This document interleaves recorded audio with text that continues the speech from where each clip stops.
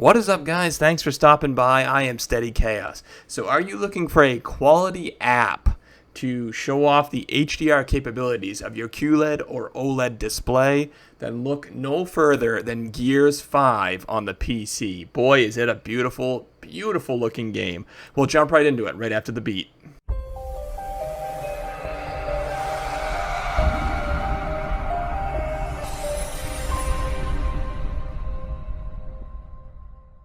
Alright guys, so I have Gears 5 open on my PC running on a 2080 Super and a 3950X with a 4th generation FireCuda SSD, and this game, I know Gears 5 is a year old, but my god, this is a beautiful game. I've been playing it for the last couple days, recently downloaded it on Steam, and I play on an LG C10 55-inch, and it really struck me how good the HDR quality is in this game. Not every game is created the same when it comes to HDR. We all know that. Remember Red Dead Redemption 2, a great looking game, one of the best looking games of the generation for sure, but its HDR implementation was really, really poor, and more often than not the game looked better in SDR as opposed to running it in HDR. Well, that is not the case with certain games, and I find that Gears 5 is easily has easily one of the best HDR implementations on the market. It is very, very good.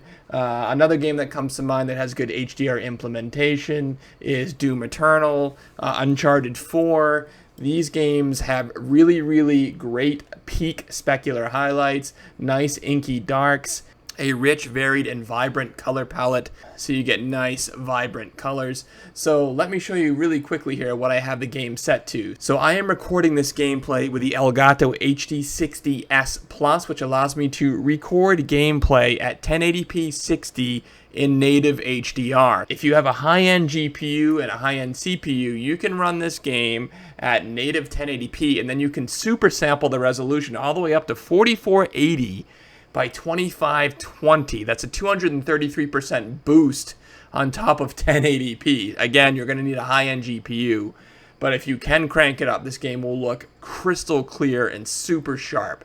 Let's see, I have HDR enabled, and another good thing about Gears 5 is you can customize the HDR so that it fits the capabilities of your screen, whether it's an OLED monitor or a QLED.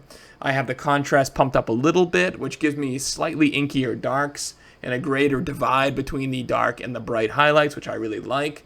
And then down here you can adjust the HDR brightness. Ideally, you would set it somewhere around your TV's maximum capabilities or maximum nits peak brightness. So my LG C10 is somewhere around 800 or so nits, so I set it leave it at the default value of 1000. If you have a super bright QLED that can hit 2500 nits, then you can just crank this right up to 2500 nits. But if I were to do that, I'd probably get a little bit of blowout in my highlights and light sources, so I turn it back to about 1000, and that gives me good definition in my specular highlights, but it also gives me good pop.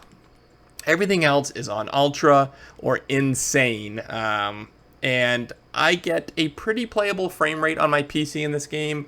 I get about 30 to 40 FPS with all these settings maxed out like this.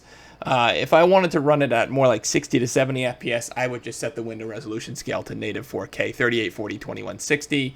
And then these insane settings, I would just turn to ultra, and I'd get 60 to 70 FPS, no problem.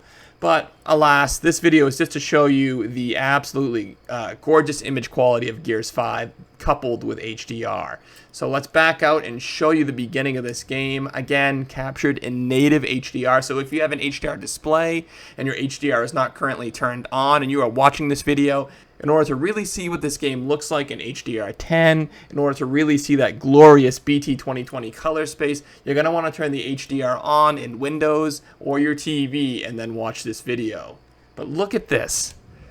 Look at the HDR in this game. It is really well done. Look at the highlights on my character's armor. The background is nice and dark. HDR is really, really well implemented in Gears 5. With this game turned up to insane and ultra settings, I mean, it is a sight to behold. Look at the water splashing down. Look at that. The brightness of the sky compared to the surrounding land. It really is It really is an amazing looking game. And again, if you have a super bright Sony LED or Samsung QLED or a wonderful OLED display with those inky blacks and perfect contrast ratios, you're going to be able to run this game ideally on your PC or an Xbox One X so you get that maximum graphical fidelity. And you're going to be able to show your family and friends just how good it looks, and their jaws are going to absolutely hit the floor. I mean, look at the color on his armor, the bright blue. Look at the flashlight coming out of my AI companion. It does a great job illuminating these really dark, inky hallways. It just looks so good. And as I've said before, I've played so many games with HDR, and a lot of the times, like, yeah, okay, it looks okay. It looks just as good in SDR, really. It's not a huge difference. But then certain games, they're able to implement it in such a way that it just blows your mind. And playing this game on an LG C10 or B10, C9, G10, whatever you have, in a pitch black, light-controlled room, it just is a treat. It's something absolutely wonderful to behold. I mean, look at how the sun beats down on this surface. You can tell it's high noon. It's really, really bright, and it contrasts greatly to this section right here, which is nice and dark. It looks fantastic. And I mean, this game is a year old. I wasn't really prepared for this level of HDR reproduction. This game's been around for quite a while, and I figured it's on sale on Steam. I'll give it a quick download, and then I'll set all the settings to max because I just got a new PC, and we'll see what it looks like. And it is awesome. So watch here when I cut through these wires with the chainsaw. Watch the sparks, how bright they get. And again, this is an OLED panel. There are QLEDs out there that can get, to almost 3,000 nits in peak brightness. This OLED's, again, 800 nits. Yes, it looks great because of the inky contrast ratios, but take a look at these sparks here. Look at that. They're bright. They're almost blinding.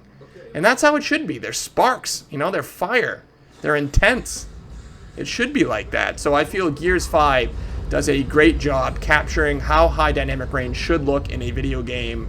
And it's a great demo app, again, for your friends and family who maybe are skeptical about upgrading from their old school 1080p SDR HD TV and joining the world of HDR. Whoa, look at the lightning bolt there. So bright.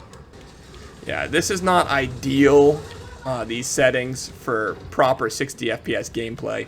I have the fidelity just absolutely maxed out so you can see how gorgeous this game can look. But if you think about it, getting this game and pairing it up with a 3080 or the impending 3090, oh boy, is that going to be a treat. Playing this in native 4K, super sampled to something that's, a little bit higher than that with everything on ultra or insane. Oh boy, you're going to be pulling in probably 90, 100, 110 FPS, maybe even higher. And pairing up that level of graphical fidelity with this level of HDR at 120 frames per second on your OLED is going to just be absolutely insane. Insane.